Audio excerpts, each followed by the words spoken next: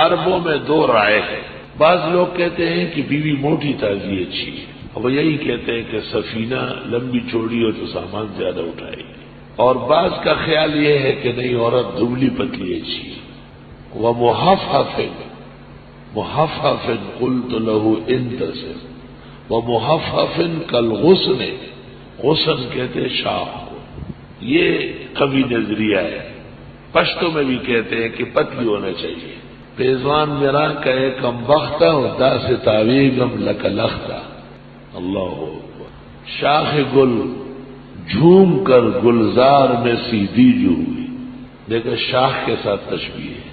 شاخ گل جھوم کر گلزار میں سیدھی جو ہوئی، اور آنکھوں میں پھر گیا نقشہ تیری انگڑائی کا. اردو ادباء و شعراء نے بھی ٹہنی اور شاخ کے ساتھ تشبیہ دی ہے.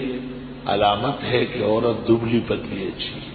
یہ نہیں کہ 12 من کی عورت ہو، 8 من کی بھینس ہوتی ہے اور 12 من کی عورت، 1.5 بھینسوں کے برابر. السلام علیکم ورحمۃ اللہ وبرکاتہ. محترم ناظرین کرام، مفتی ظفر علی خان صاحب کی ویڈیو دیکھنے کے لیے اور سننے کے لیے، ان کے بیانات کو سننے کے لیے ہمارے چینل کو سبسکرائب ضرور کر لیں.